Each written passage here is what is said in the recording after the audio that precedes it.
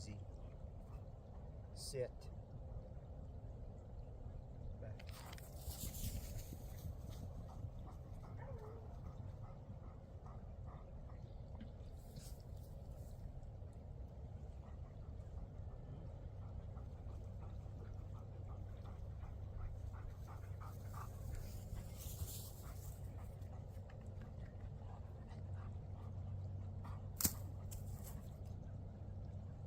Sit.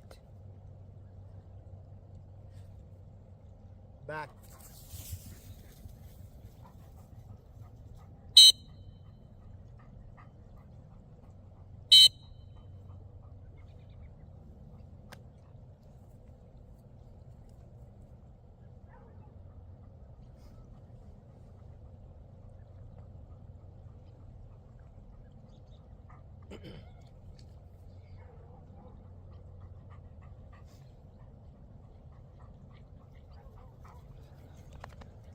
One.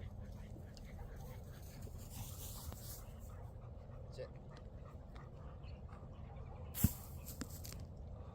Here.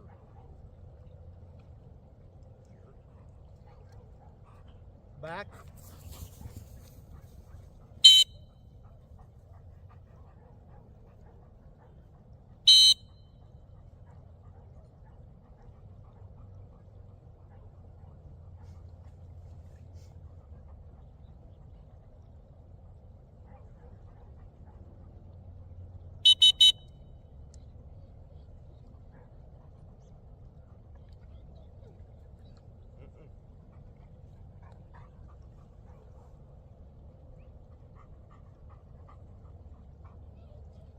One.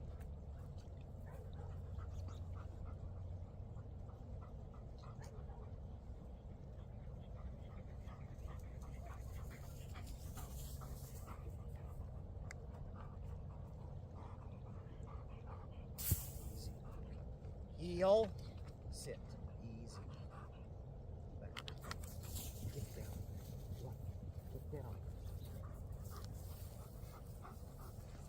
Sit.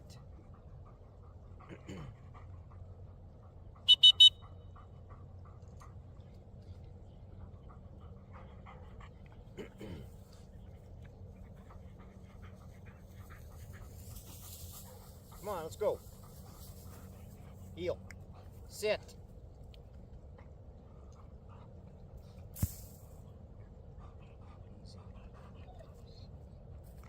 Heel. Sit down. Sit. Back.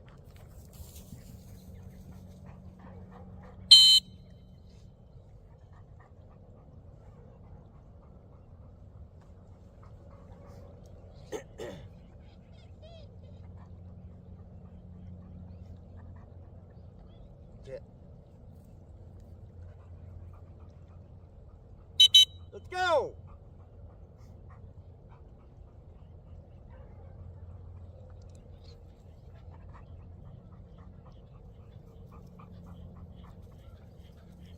Hold. Sit. Heel. Sit. Easy.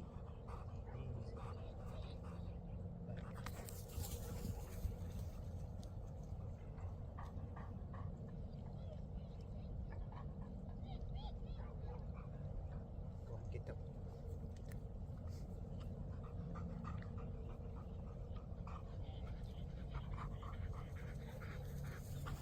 Hold. Drop. Heel. Sit. Heel. Back.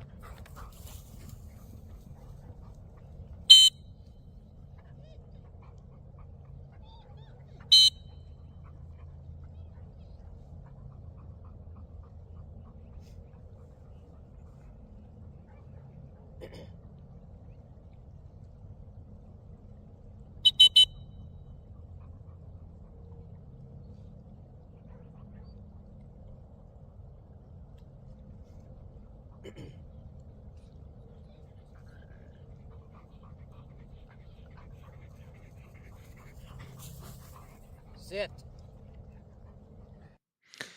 All right, good evening, everyone. Mike Hurd back at you with Black Blizzard Retrievers, and of course, my name, Mike Hurd, here on the YouTube channel. Trying to do a live stream for you guys every Thursday evening. Got a couple of you on here tonight, and I've been dedicating the month of April to focusing in on where it all begins for most of us in the hunt test game, and that's at the AKC level in junior. And I put out the first two courses, kind of put it in a course kind of mentality. So actually, the last weekend in March and the first weekend in April was all about laying the foundation, doing analytical work and analyzing you and your dog and giving you just some base knowledge and some good information to think about as you try and jump into the world of AKC hunt tests and getting involved into the junior. But the course that I dropped last Sunday was really where the meat and potatoes of this whole scenario is, and that was how to teach barking at the junior level. I had a lot of fun making that video, to be honest with you. Of course, I'm running older dogs, but I'm kind of giving you the idea of how to set marks up in the field and how to train. And one of the big things that I was taught was to train at a higher level. And at the junior, you think, well, everything's a higher level, but I'm not telling you to train at a master level or senior level. I'm just trying to tell you, train at a slightly higher level. And one of the ways you do that is in the junior, they may set up 2 single marks. So what's at a higher level? We'll set up 3 junior marks in one training session.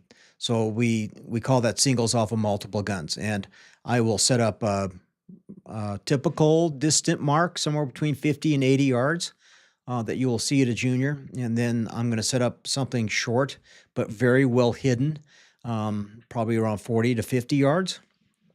And in the example I had in the video, I had just a good location to do that with cover right up front, right in the middle. And then I put out a longer mark that was out there 115 yards or so. And I wanted to make sure the dog saw the gun station. And when training alone, you have 3 options to do that. You can put a holding blind out there, or you can put in something in white, like a white t-shirt that you can hang on a winger or on a tree or something like that. But they make those little white diamonds and those simulated gunners.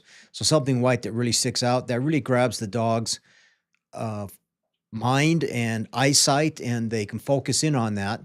And you launch a mark off that, and then you want to see what the dog will do. At a longer distance, dogs are going to do one of 2, maybe 3 things. One, are they going to run at the gun and then bow out to the mark? Are they going to run at the gun and then come in behind the gun station? And one of the ways you can train that is by using something incredibly visible like a white diamond out in the field, for example. And third, are they going to run on the outside of the mark and come back into the gun station? I have an older dog right now that he does very well marking because he doesn't run at the gun. He actually will run just a little bit outside the mark and then kind of work his way back in towards the gun when he thinks he's far enough. And he can really mark well by doing that. And of course, you want him to go straight, but typically you don't see him go like a chalk line, straight as a chalk line. But again, that's a great junior setup for marking, in my opinion, especially when you're training alone. But you got to get those junior dogs comfortable with holding blinds out in the field. And I've judged a fair amount of junior and senior, and some of the craziest things I've ever seen judging with young, inexperienced dogs is that they'll run out there, they'll shoot and throw a dead bird, for example, out of a holding blind, and the guy goes and sits down and basically hides. But the holding blind is sitting out there, easy to spot. And the junior dog will run out there towards that holding blind. If you can't find it right away, those young, inexperienced dogs are either going to get spooked because that gunner isn't wrapped completely around. So they may see that guy sitting in a chair out behind that holding blind, you're going to get spooked by that, or they're going to run in there and want to play, or they're going to want to run in there and get a bird for something, make it a little easier. So you got to train that. And when you want to run a junior, that they can't go in and say hi to the guy sitting in the holding blind. They need to be comfortable knowing that there's someone in there throwing something, and it's not the boogeyman. It's not nothing to be scared of. But in the junior level, you'll see weird little things like that happen from time to time. And it's usually the very, very young dogs who just haven't had that exposure, and they need that exposure and training way before you want to run into a junior hunt test. So before I go on, I got about 6 or 7 of you here watching tonight. Pop a comment in there. Make sure you can hear me and see me and say hello. I'd love to know where you're watching from. And let me know if you found the videos helpful, if you're new to the sport or trying to get involved into the junior. I've had several folks send me some emails and text messages, etc., and told me that they really appreciate the content that I'm putting out, especially with regard to this particular topic. So we got one comment in there from Milwaukee. Wow, Milwaukee, great. Love the video. Have even emailed you. Great, perfect. Thank you for popping in there. Charles, you're in there. Sounds good. Okay, perfect. Just want to make sure everybody can hear me because I got to look at this microphone, make sure the light is green. Because I've been burned by that a couple of times. All right, so let's get back to the junior discussion. For those of you that are here, by the way, if you're sticking around to get some updates on the app, that's coming up here in a few minutes. I did a screen record on the app, and it is so close to being done. I just have to get those guys that are building the app on the back end to finally just get rid of some stupid bugs, and this thing will be sailing along. But anyway, let's get back to the junior discussion. Marking, it's what the junior is all about. There's no blinds, there's no honor. It's just marking. It's just single marks. Land is easier, I should say. But when it comes to water, that's where junior becomes very difficult. But you'll see those young, inexperienced dogs who have not had a chance to be trained well in water either not want to get in, or they want to go around, or they do something crazy around water. And if your dog does not have a good, solid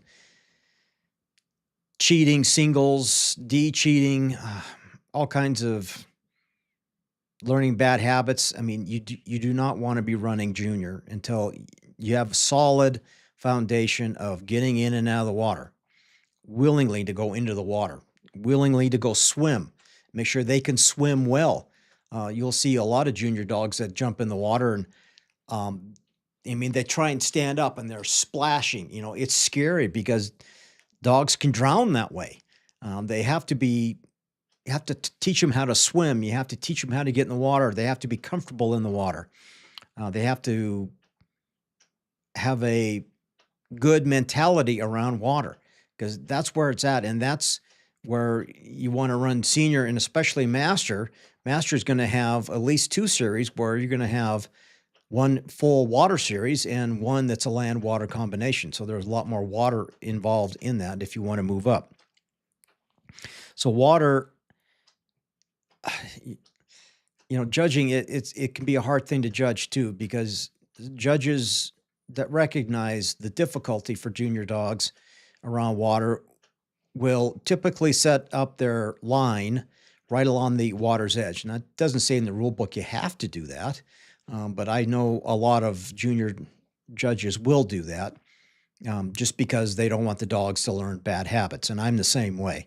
I'm going to try and do everything in my power as a judge to ensure that those junior dogs have a chance to pass, but also have a chance to succeed and not create some horrific bad habits or getting away with things like running around the entire pond and not even getting wet. I mean, that'll fail you in a water series in a heartbeat. What else? So water, coming out of the water. That's a big thing.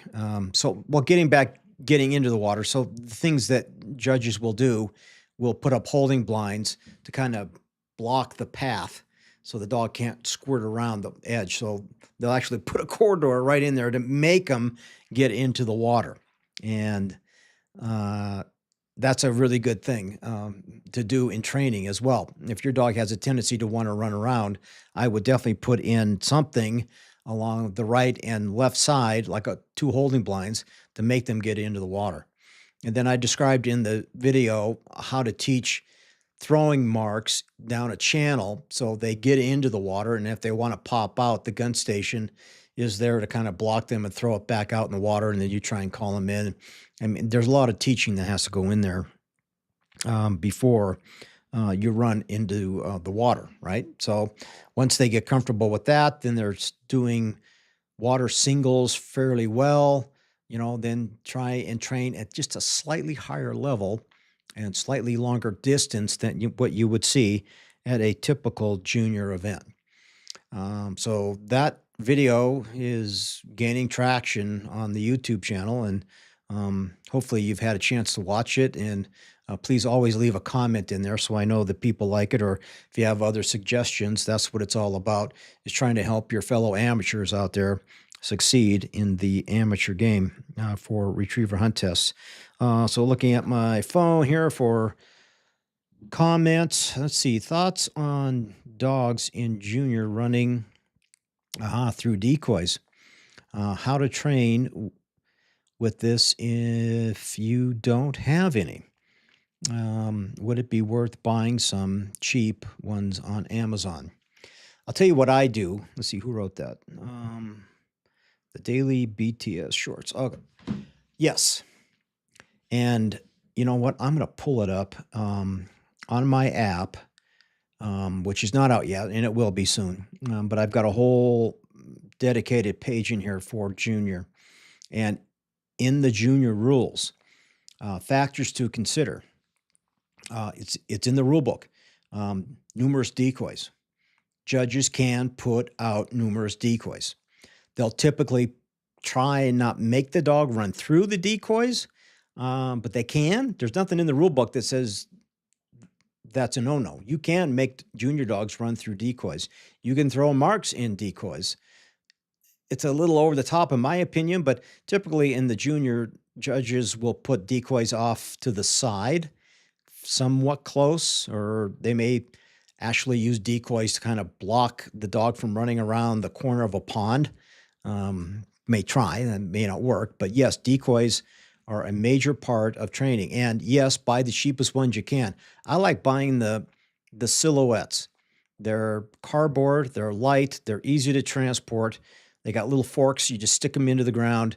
I could put out 1 or 2 dozen in very short order and then pick them up and throw in the back seat of my truck. They're just the silhouettes. I've got duck and goose, Canadian goose, and always buy snow geese decoys. You won't typically see them at a hunt test, but you might. And wouldn't it be better to train and have your dog used to seeing 2 or 3 white decoys mixed in? Doesn't hurt, in my opinion, and it's only good training to teach them not to run at the white decoys. I've seen water decoys back when I ran junior, which is a long time ago.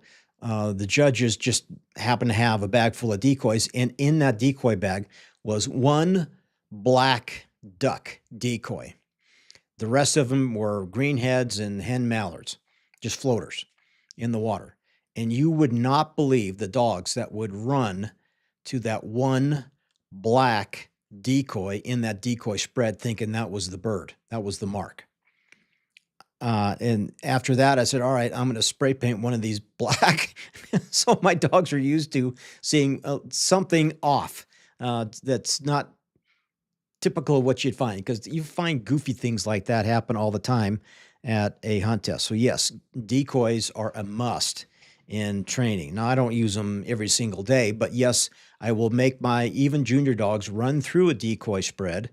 I will put the decoy spread off to the side one time, make them run through the decoy spread one time. I may put them right up front, so they're like 10 or 15 yards from the line, and the marks are a lot deeper than that. And I'll make them run through the decoy just to make them run through there so they're not spooked by running through the decoys and having them move. The decoys can move a little bit when they run by them, just to let them know that, hey, this isn't the boogeyman here. It's nothing to be scared of, and teach that to them. And then once they got comfortable with that, then I may put the little bit of a decoy spread up close and then put another one off to the side. And when they got comfortable with that, I might just see what they would do if I threw a 50 to 70 yard mark and throw them into a decoy spread. They should be comfortable enough to do that. Now, you probably won't see that very often in a junior, but again, you could. Doesn't mean you won't. There's nothing in the rule book that says they can't throw birds into a decoy spread. And then always do it on land first. And then once they got comfortable on land, I would add a couple of water decoys in there, and then try and add somewhat of a larger decoy spread over time. But it's just got to be introduced. It's got to be taught. When I do my basic obedience in the yard and I'm walking at heel, if I do a figure 8 or if I do a square pattern when they walk at heel, I put 4 decoys out. I'll put 4 decoys out in the corners, and I'm going to walk by those decoys at heel when I'm in the yard. And I'm doing that when they're really itty bitty, and I'm just beginning to teach them things. A lot of my dogs like to, I even throw the old ones I have just out in the yard, and they're out there chewing on them. So I'm just so they learn not to get spooked by the decoys. They just, it's plastic. It's not real, and it's not going to come back to get them. Yes, so decoys are a big thing. Okay, back to junior water.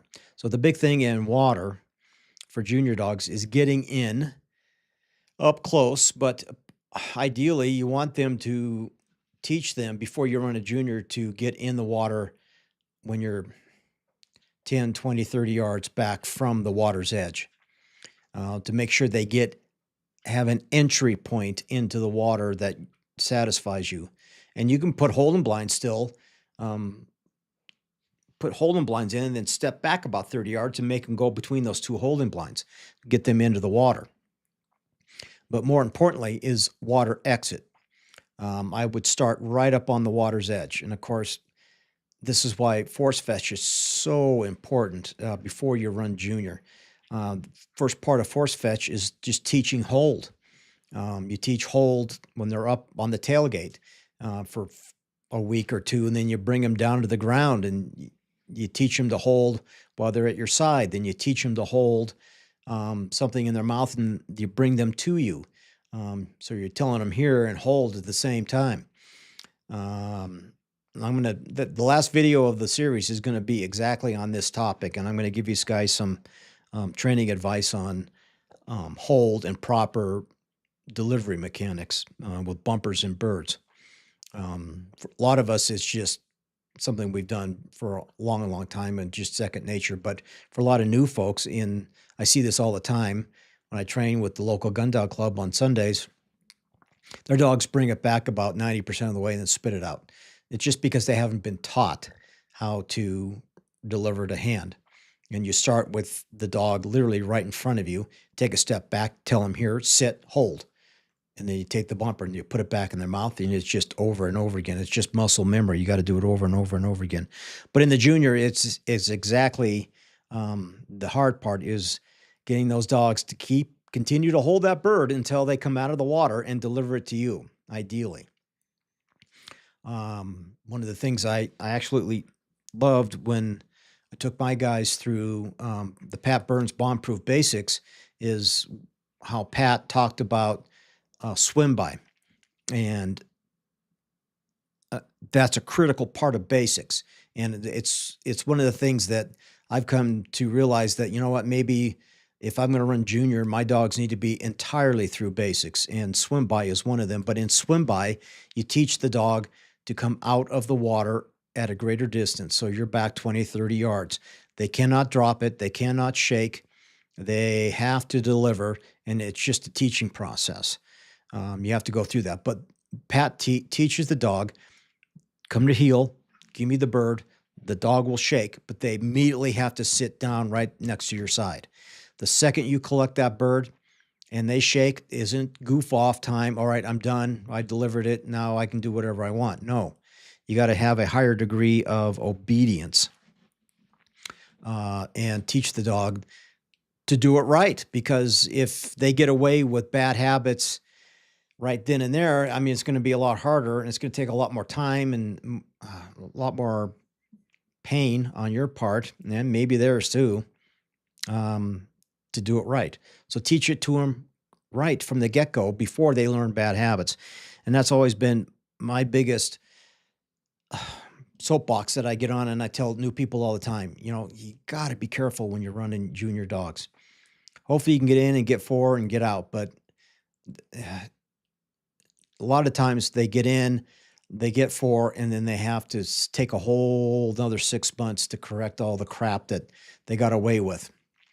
And a lot of folks don't really know that, don't recognize the bad habits because they just want that ribbon. So that basically took us through the first 3 modules on junior. So module 4 coming up this Sunday is going to be geared towards steadiness. And it's a big topic. It's something that should not be overlooked. It shouldn't be something you shrug off because you say, hey, my dog doesn't need to be steady. I just have to hold on to him. Yes, that is true. But is that good dog training? No, it's not. It's not good dog training. I said this before that when I run Derby with my 2 young dogs, I walk to the line with them off lead. If they cannot walk from the last holding blind to the line in Derby, you can bring them up on lead. If they can't do that, then I'm not going to run. It's just, I want them to learn that they have to come out of that last holding blind and they have to be a good citizen. They have to behave. They have to listen to me. They have to walk at heel.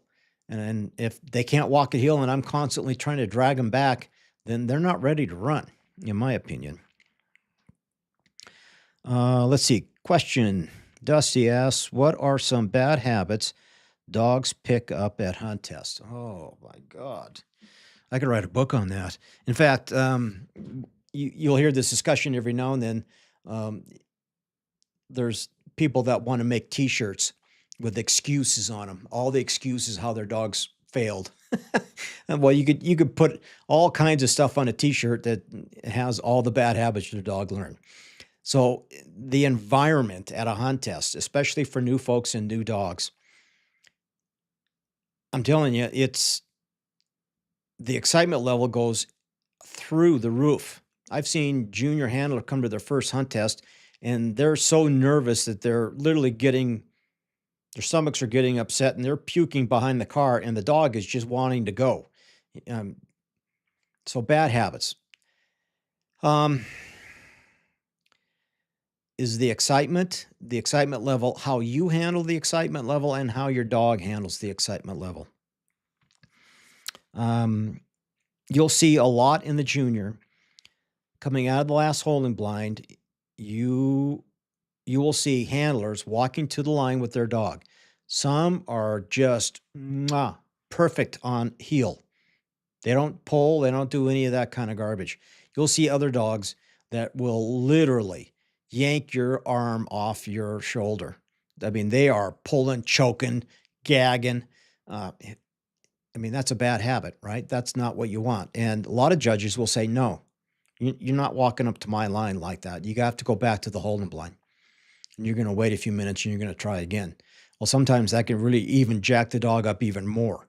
So that is a major bad habit that a dog can learn. They just learned that they just have to choke for 30 seconds and they get to go run and do something fun. Well, you need to get a handle on that pronto. Other bad habits are bird delivery, bird handling.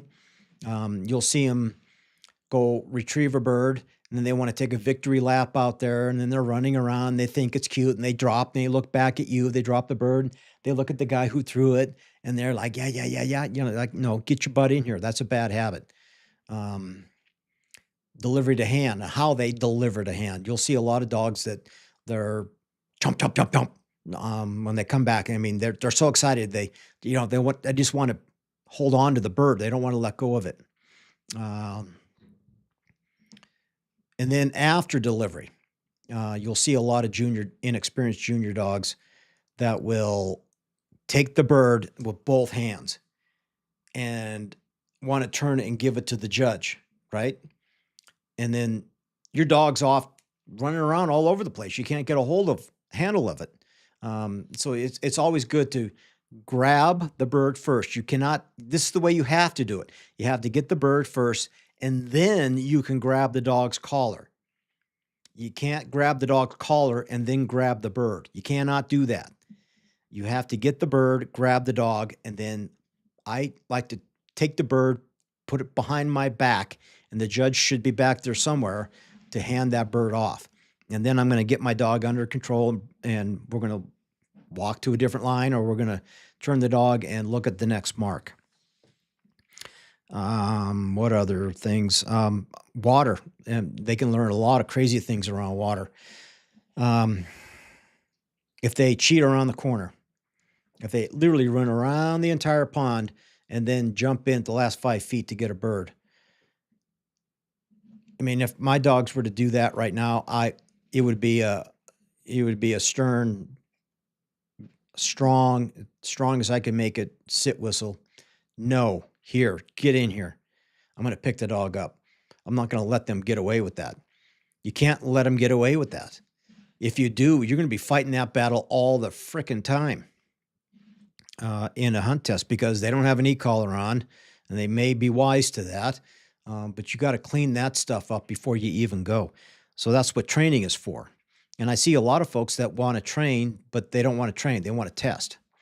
They want to go to a training scenario and they just want to test. Well, I want to run double. Well, your dog can't even do a single. Why do you want to run a double? Stuff like that. So I hope that clears it up, Dusty. I mean, there's a lot of little things. And again, most junior folks that they don't know what they don't know. They don't know their dog's doing a dumb thing. And when I first started, I mean, we didn't have cell phones. But now you can videotape yourself in training or at a hunt test, have someone in the gallery do it, have a spouse do it, a child do it. Somebody will video record you, just ask and look at it later. Because when I first started, the big thing was that I had a bad habit of always telling my dog no. So I'd come up, and it would be doing something, and I'm having a hard time, and it's screwing around here in the line. Like, no, here, come here. And back in those days, that was considered intimidation. You couldn't do that. Now, it's kind of a gray area, but, you can't be yelling no, and expect to pass a hunt test. I hope that answers your question there, Dusty. But you got to learn to recognize bad habits. And usually there are pros in the gallery, or a lot of seasoned, experienced amateur handlers, ask them, say, hey, I want you to be harsh. Give me the truth that I need to hear. You may not like it. You may not agree with it. But that's why you should videotape yourself. And then that way you can turn around and see it for yourself, or send it to me. I'll tell you what you're doing wrong. That's not a problem either. All right. So, I'm going to get back to, you're not gonna be able to see this, but I'll show you this here in a minute, but let me go over what is on the app under what is junior. So there's a whole junior section in here, as well as a senior and a master. I'm going to show you that here in a video in just a second. So on the app, I have what is a junior? Okay, official AKC junior hunt test requirements. And I put all of the stuff I found in the AKC rulebook in these bullet points that are on the page. Retrievers shall perform equally well on land and water. The ability to mark accurately is of primary importance. Upon finding game, a dog shall quickly pick it up and return briskly back to its handler. Marks are typically 50 to 100 yards. Now, let me ask you this question, okay? In the rule book, this is what it says. Marks are typically 50 to 100 yards and shall not normally exceed 100 yards. So in the comments, those of you that are watching, 6 or 7 of you here, when the rule book says shall not normally exceed 100 yards, does that mean it can exceed 100 yards? Or does that mean it cannot exceed 100 yards? So tell me in the comments. I'm curious because the AKC rules are not black and white. They're kind of a grayish, and it can be kind of hard to interpret that. So do you think a junior dog, can they throw marks beyond 100 yards? Dusty says, yes, it can. And that is true.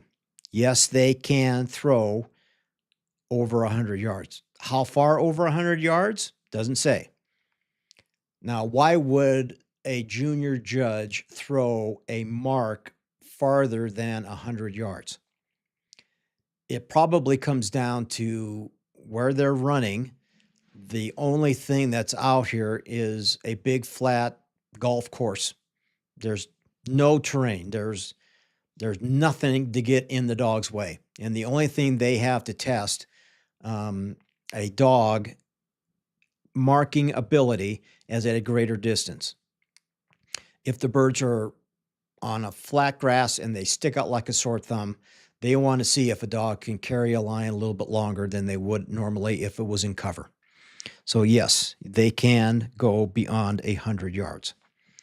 Let's see. Dogs shall be tested on a minimum of 4 single marks. 2 on land, 2 on water. This is also important. No more than 2 single marks may be thrown in a series. Back when I ran junior, there were small juniors. Judges would say, all right, your dog's going to get 4 singles. We're going to do this all in one shot. They're going to get this single on land, that single on land. Then we're going to walk over here, do a water single, walk over there, do a water single, and you're done. Well, today you cannot do that. You have to have 2 series. So there has to be a land series and a water series, or a water series and a land series, and each series will have 2 singles. Factors to consider. Again, numerous decoys. It says it in the rule book. Numerous decoys. They can throw marks on islands, on points of land, rolling terrain, ditches, cover.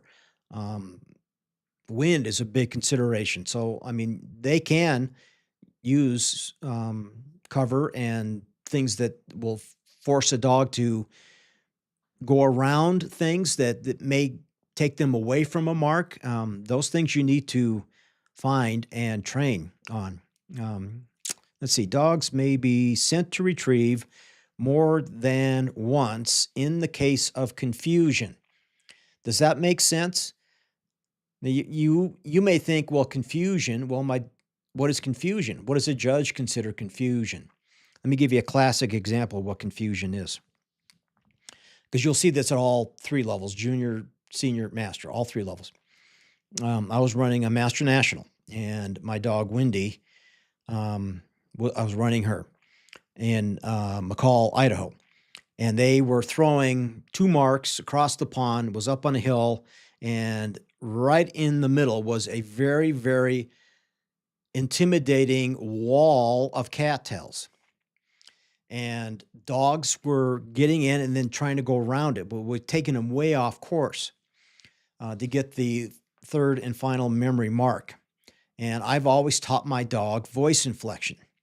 Voice inflection on a short mark is something I'd say easy, easy, windy.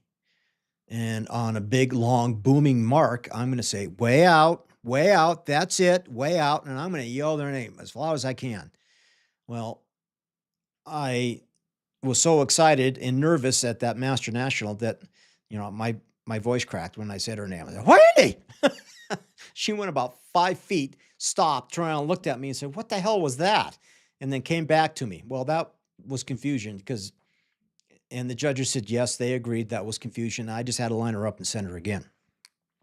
So confusion can be lots of different things, but that is certainly one of them.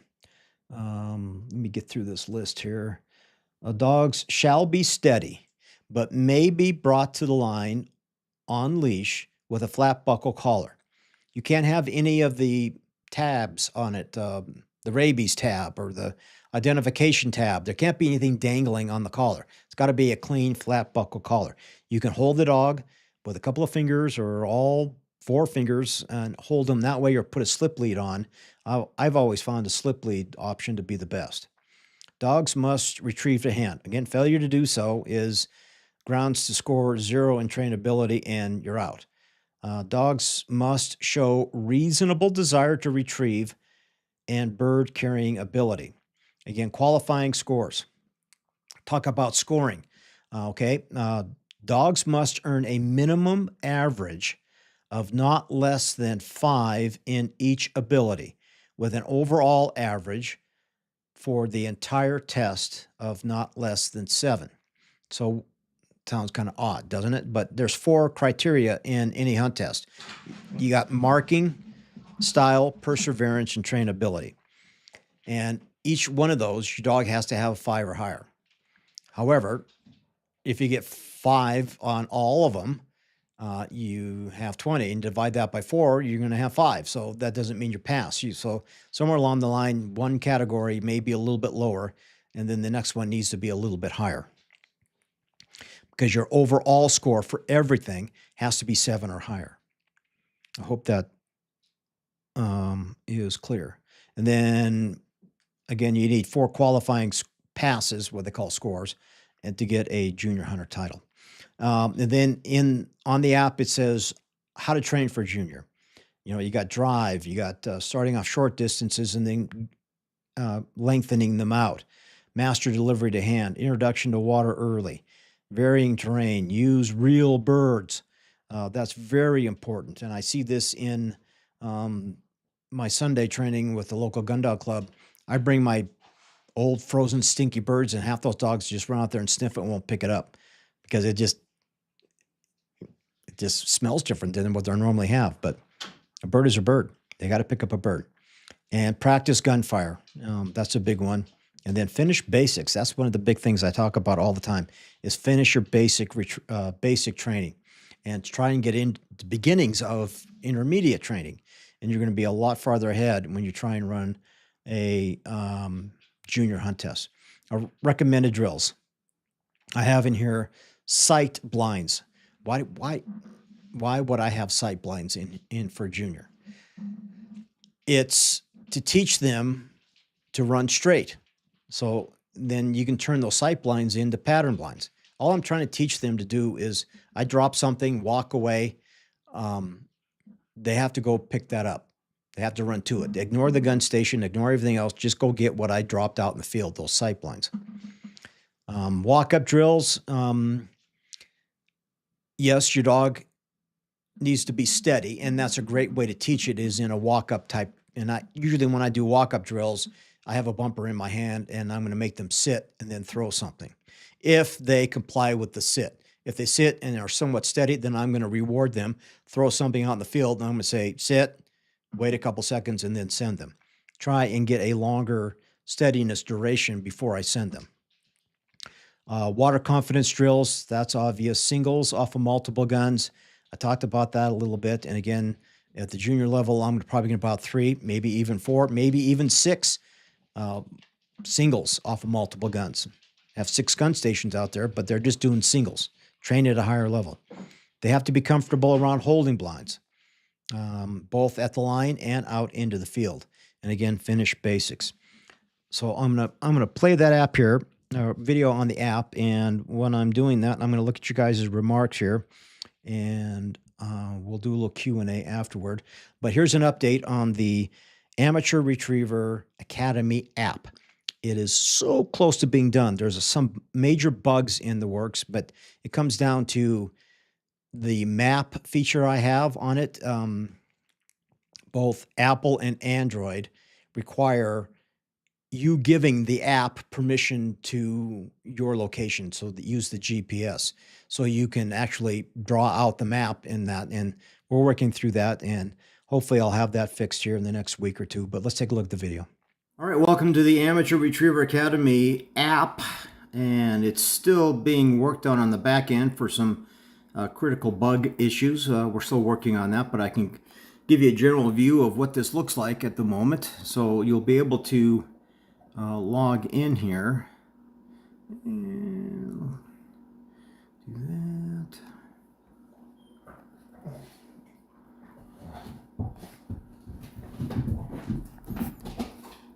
Okay, so once you log in, by the way, it'll have a sign up or sign in, and there's a forgot password option in here, and I have tested that, and those are working. So right at the very top, you'll see my big, beautiful banner. But right below that, it says dashboard. So I've got Wendy's Hub. So these are the dogs I have in my database at the moment. So I can switch that to Doppler. Now you can see Doppler's hub is in there. Right below that is a log session. Click on log session and you can actually log a training session. So let's say today I was working on land. Maybe single marks, singles, and it was an intermediate type test, and I gave it 4 stars. He did good, didn't do great. And then I can just put something in here in the session notes and then save that, and it'll save it into your log session. Below that, I have hunt test paths. I have an AKC, which you can see the slider button is green. I can go to HRC, and now that's green, and you can see started, season, finished. So it's both an AKC and an HRC app. So let's take a look at the AKC Junior, for example. And right up the top, you're going to find links to my Junior course. This is a 5 very in-depth, detailed video course that's free on my YouTube channel on a playlist. Everything you need to know about Junior, how to train for Junior, prepare for Junior, analyze your training sessions, and what you need to do to get ready for Junior. But there's also some tabs in here that you can open. On this button, it's the official AKC Junior Hunt Test requirements, and they are laid out right in front of you. How to train, just some general bullet points, recommended drills that you need. And of course, the 2 big ones is keep it fun, but delivery to hand is a big one. So you can find the same thing for senior and master. There's an Ask Rex. This is your professional retriever trainer right there in your hip pocket. Ask Rex is an AI agent that acts as a 40-year veteran of a professional retriever trainer with an in-depth knowledge base. So you can go in here and you can ask it questions. You can either speak to it or you can type it in. Here's one example where I put in help me with the beginnings of force fetch, and it gave me a very specific in-depth answer. And I have programmed this not to go on and on and on, but just to be upfront and direct. Dog Profile Manager. This is where you'll go in and add your dogs, and you'll be able to take a picture of them, and you can see there's Doppler's picture up there. You can add a new dog. You can see my pack right here. This is how you enter your dogs. And you can log a training session in that way as well. I'll come back to the PDF thing. Training core principles. So right here, you know, most of you guys are training for specifics. You're training for a junior, training for senior, training for master, etc. But what you really need to be doing is training basic, intermediate, and advanced. This is the core training for every level of retrievers, from hunt tests to field trials to just using it as a gun dog. It starts off in the puppy stage. There's videos, puppy obedience, formal obedience, e-collar conditioning, force fetch. There's a video here on force fetch session I had with one of my dogs. There's an example of a double T and what it should look like. 5-handed casting, pattern blinds, wagon wheels, video on wagon wheels, easy cold blinds, swim by. There's a video on swim by, water, cheating, singles, etc. And again, that is the basics training session. And then the same for intermediate, and the same for advanced. Below that, we have a roadmap. I clicked on intermediate, but let me show you the roadmap. These are not clickable, but it just gives you, you start with puppies, then you go into the basics, intermediate, advanced, then you'll have a finished gun dog when you come out of it. So, I mean, this is well worth the money for the app to get that kind of roadmap and flow chart that you can get right there. Below that are AKC rules. There's an embedded PDF. Inside the app, you'll be able to scroll through here. You can ask Rex to take you to a certain page, and he will. There's also HRC rulebook is embedded in here as well. And then you can download that to your phone if you needed to. But you'll be able to scroll through the rulebook and find specific sections that you have questions on or want to learn more about. All right, so then there's account settings, and that's pretty much self-explanatory. But go below there, and there's a nav bar. So you got home, map, logs, Rex, and tips. So go all the way over to the right and click on tips.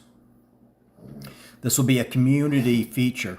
So you can leave a training tip. Someone may have a question, say, I'm having trouble doing X, Y, and Z. And they'll leave it in here. Then everyone else can go and say, well, maybe you should try to do this or try to do that.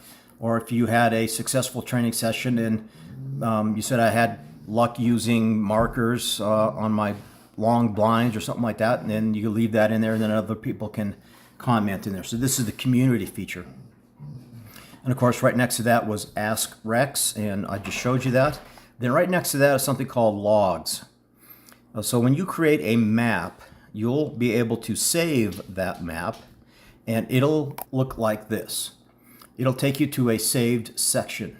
So you can actually come back and review that again at a later date. So say you're out training, and it should fly you right in here. This is just an example of my subdivision pond, and I created this and saved it. And I'll come back to this. Right now there are some bugs associated with the map, and I'll explain that here in a minute, but this is a saved session. And you can have as many in there as you want under the logs. So let's see if I got another one in here. Let's see what this one's, probably the same thing. Yeah, okay. But I can kind of give you a rundown of the map feature here. So you can see an L. So if I tap anywhere in here, it'll come up with this pop-up menu. So L for line, LH is line with an honor on the right. HL in the black box is honor on the left and line. Then you have marks 1, 2, 3, 4, 5, 6. That's what the M's are. Then you have B for blinds, blind 1, 2, 3, 4, 5, 6. F is for flyer. You have 1, 2, 3, 4, 5. RM is retired marks 1, 2, 3, 4, 5. DB, diversion bird, and GS is a gun station. Now, why do I have all these numbered in here? If you're creating a map, like I have here, you can, so let's say I have a mark 1 there, okay? And it's kind of odd because I'm using water here. Oh, let's say I had a retired Mark 2 and a Flyer 3. So the numbers,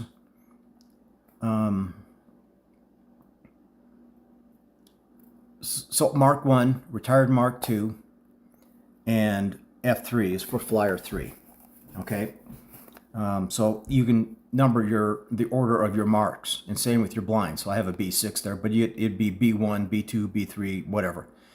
You could have a diversion bird in there as well. So there's a lot of cool things. You can make this as easy as you want or as complex as you want for making your map, and then save it, and then you can do your log session and your map session, save it as a PDF, and you'll be able to go back and look at that at a later date. So every month I would download, save that whole entire month's worth of training, put it into a PDF, and probably put it on a folder either on my phone or in my laptop, for example, so I can go back and look at it later.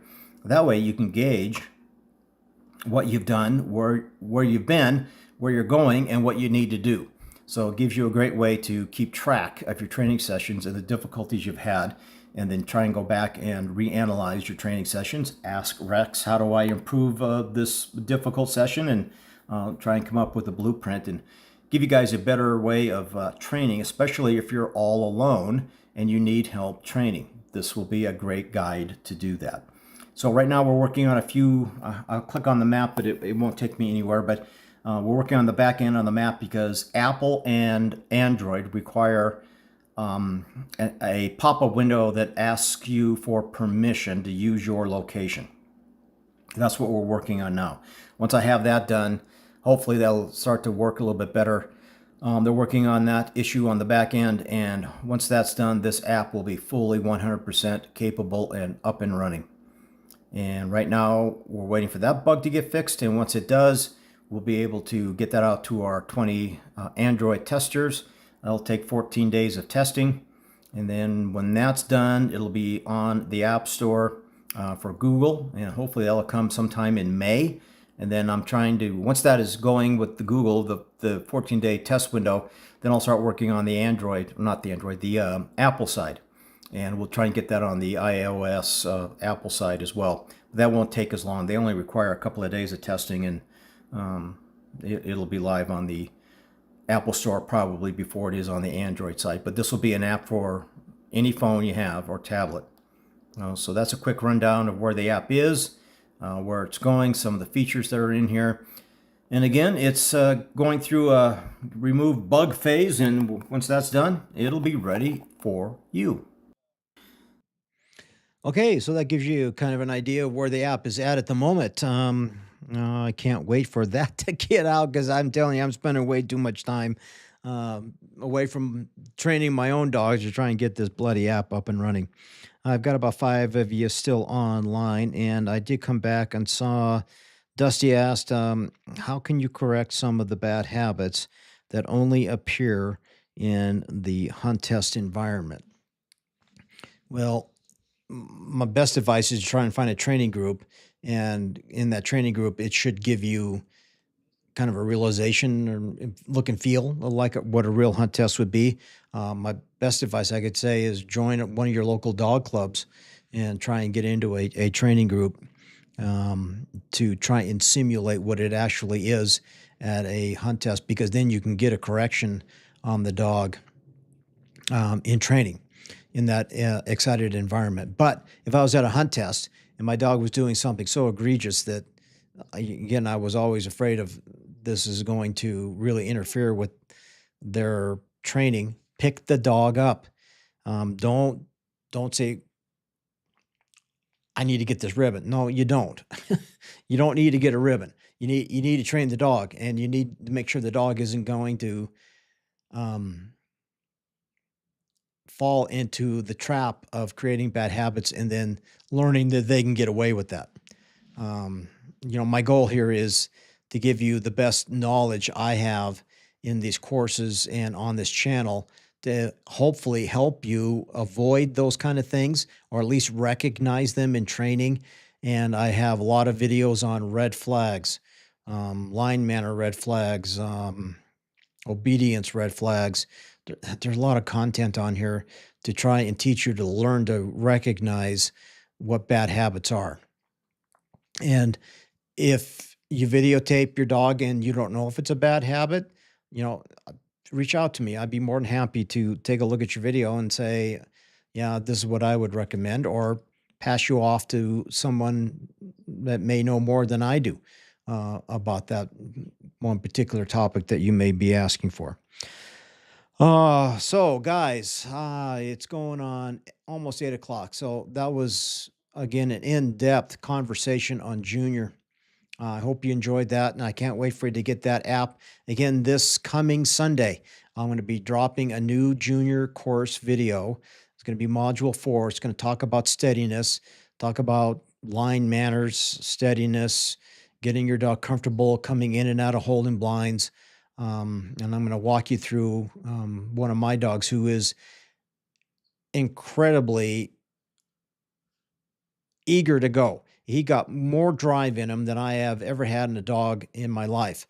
Doppler, and he can be very vocal and very excited. And I have to be the opposite of that and just calm down and try and get him to calm down. And again, that's going to drop this coming Sunday.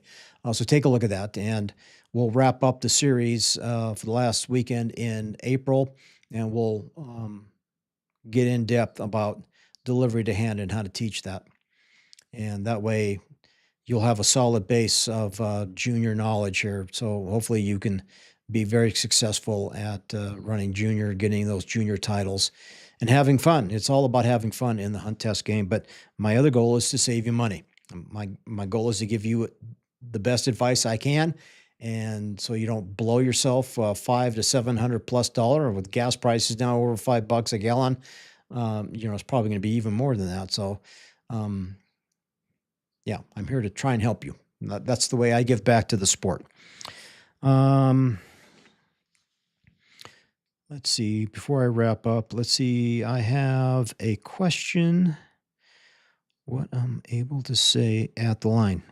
When I walk up to the line and I say sit, mark, etc., or do I have to be quiet? Okay, so in the junior, you come out of the last holding blind. This is the cadence that you have to get used to, even in training. You come out of the holding blind. You can talk to him right up to you get to the line.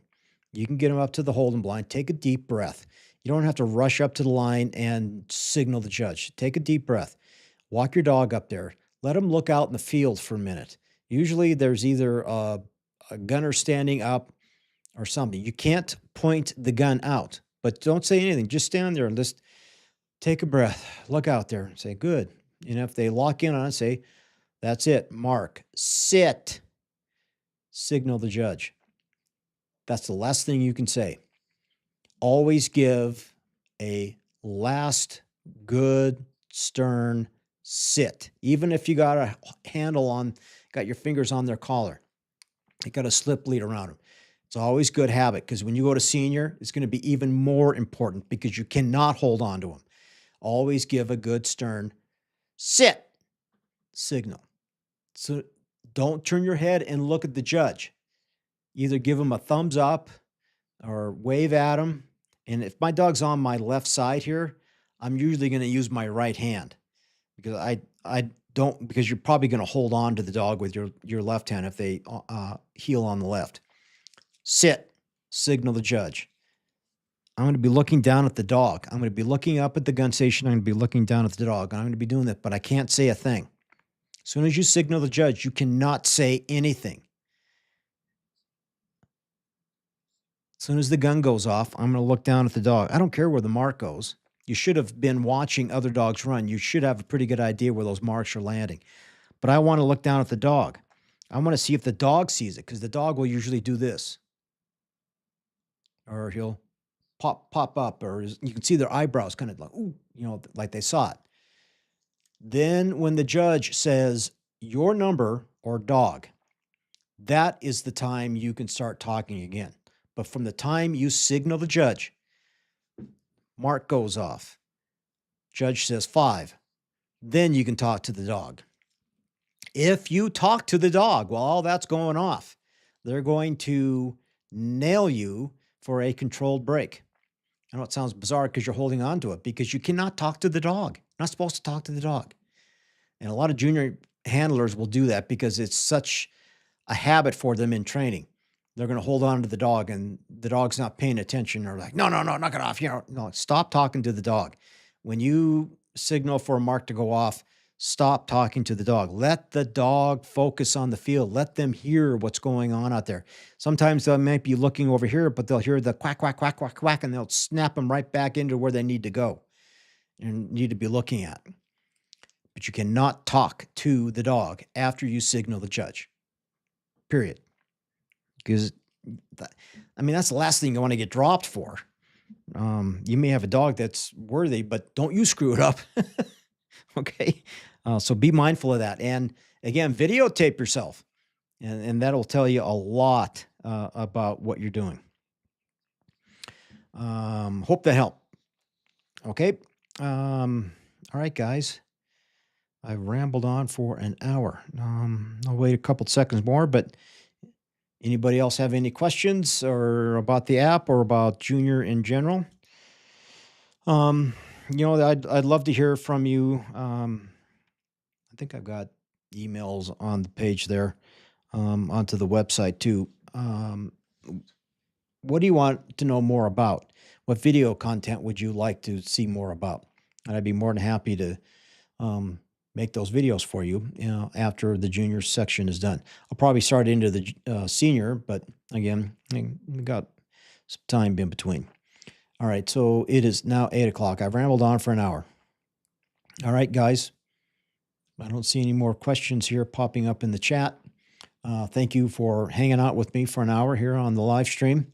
I greatly appreciate you. I love the Q&A, and I'd love to hear how you guys do. If you're running your first junior or trying to get a junior title, always tell me how you do. And if you run into issues, let me know. I'll see if I can help you along the way. Have a good night, everyone. Again, look for the app coming up here, hopefully in the next couple of weeks, if I can get the app provider to finally get these darn bugs to get worked out, but it seems to be a very slow process. All right, guys, I'm going to go work on the app. Have a good night, and I will see you next Thursday.